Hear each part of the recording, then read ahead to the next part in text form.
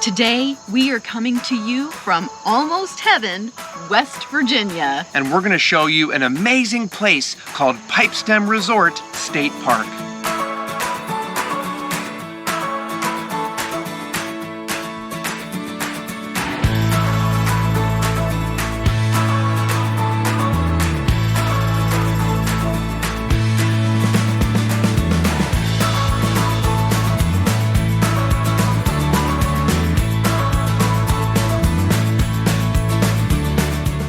One of the first features in Pipestem is the Bowler Lookout Tower, and this is so cool. It is open, so you can come right up to the top and check out some incredible 360-degree views. At the entrance to the campground, you're going to find a small camp store. At the store, they have all the basics that you might need, like ice and firewood. They even have bike rentals. The store does have limited hours, so make sure that you check ahead of time if you need to get something from the store, and that will also determine if there's someone there for when you are checking in for camping. The campground at Pipestem State Park has absolutely everything you could possibly want in a campground. The sites are nestled in among mature, beautiful trees, so your sites are shaded and fairly private. You're also going to find things like a dump station if you don't have a site that has sewer. You're going to find a bathhouse that has showers and sinks and toilets. They are flush toilets. Everything is fairly clean and nice. There's also a coin-operated laundry, which is handy when you're here for longer stays and need to get some extra laundry done. There are 2 washing machines and 2 dryers in there, so make sure you've got your quarters because, again, it is a coin-operated laundry. There are 3 types of sites here at Pipestem. You have some that are full hookups, some that are just electric and water, and then others that are electric only. Site numbers 1 through 31 are the full hookup sites. Sites 32 through 49 are the electric only sites, and sites 50 through 82 are water and electric.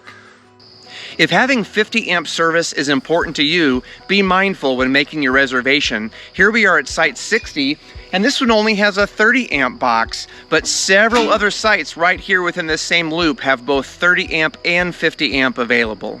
Each camp area has a combination of back-end sites and pull-through sites. Some of the sites are fairly small, and so if you have a larger rig, it is advised to double-check the length before booking your site. We were in site 23, which is one of the back-end full hookup sites with 50 amp, and because we're a little bit long for our site, we had to set out some cones because the truck stuck out in the road just a bit. One of Eric's favorite things about a campground is a paved road, and this one has them. All of the roads in the campground are paved, and the sites are paved as well. So you're going to want to make sure that you bring your bikes, also because this place is huge, and you're going to want to have those bikes so that not only you can tootle around the campground, but you can get to all the other cool amenities in the park. Here we are along sites 76, 77, 78, and they are nestled in the trees. This would just be incredibly beautiful as the foliage changes in the fall. If I was going to pick a site today, I would pick this one, site 78. It is gorgeous. It is so nestled here in the trees. Now, it doesn't have full hookups. This one doesn't have sewer, but it's got 50 amp electric and it's got water. What else could I want? It's beautiful. We're filming this on a Monday in September, and it is awesome because there is almost nobody here. It's just a great reminder to look for opportunities to camp during the week. It's also nice because it is 63 degrees right now, cool enough that we need a little bit of a hoodie in the morning for our walks, but it's going to get warm enough that we can still enjoy some summer activities. One feature that I really like about this campground is that they actually provide recycling bins. They are in 2 places. They are right next to the playground, and there's another set next to the dump station. Another one of my favorite features at this campground is this awesome community fire pit area that is surrounded by porch swings. How fun is that? The playground at Pipestem is terrific. They have lots of swings, an awesome climber with slides. They also have a sand volleyball pit and a gaga pit. I didn't know what that was, had to look it up. Think of it as dodgeball in an octagonal area where you try to kick a ball at people's feet. Must be fun, I guess. Also near the playground, you're gonna find a soda machine, and yes, it has the all-important root beer. The campground is not your only option for lodging at Pipestem State Park. There are also 26 cabins available to rent.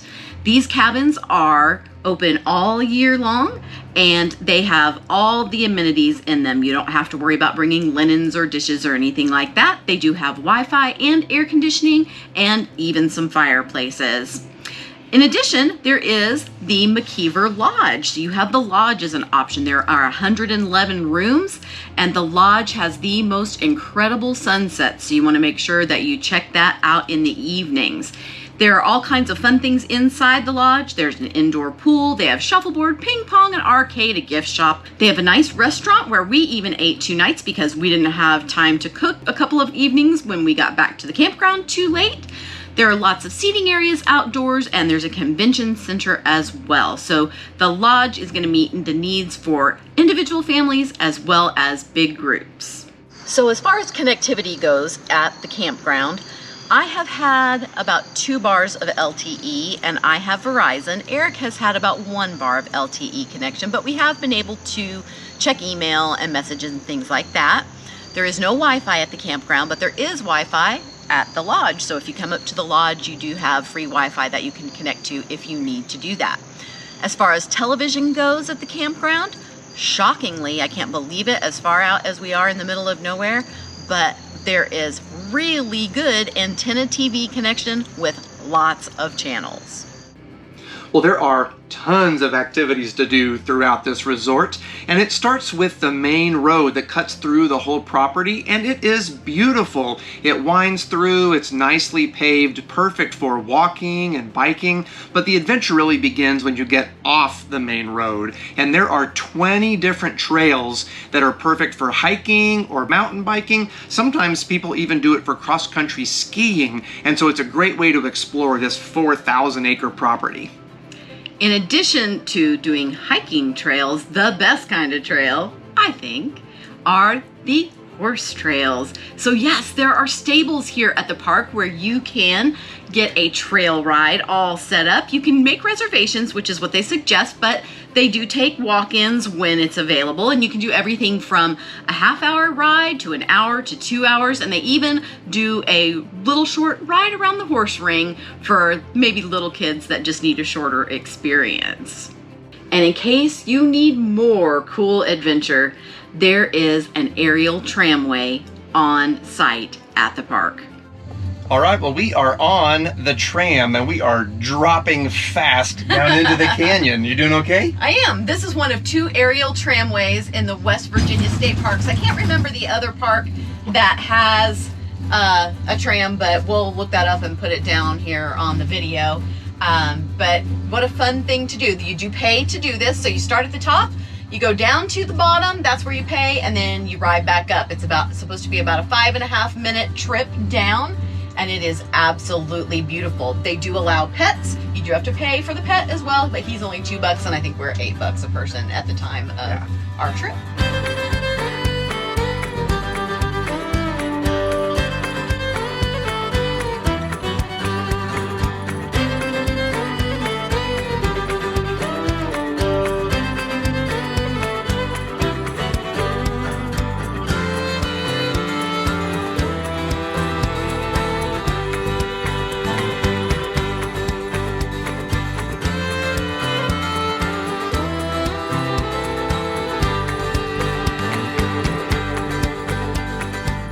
We had a great time at the bottom. They do have a lodge down there, and it is only accessible by this tram, but it is currently closed and undergoing some renovations.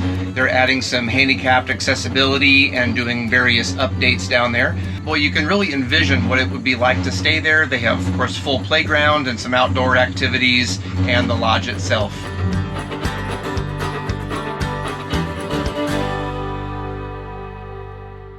And if you need even more adrenaline, then you should check out the Pipestem Peaks Adventure Zone, because they have a whole list of activities to keep you going. You can go there and check out some whitewater rafting, and they have a zip line that you can do. They do disc golf and archery. There are even radio-controlled racetracks.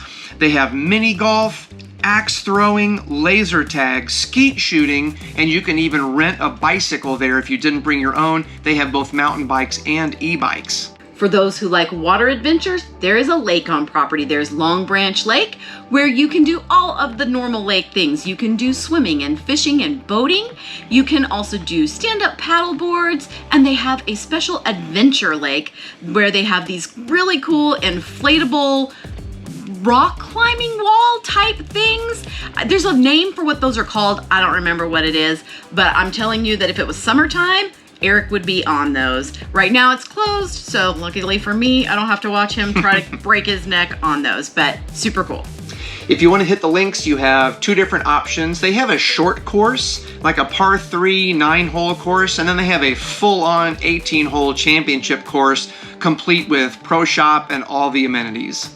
Like any great state park, there is a nature center on site where they do ranger programs and all kinds of great nature-related activities. And right there next to the nature center are several historic cabins that have been recreated and rebuilt from some of the settlers that lived right here in this area.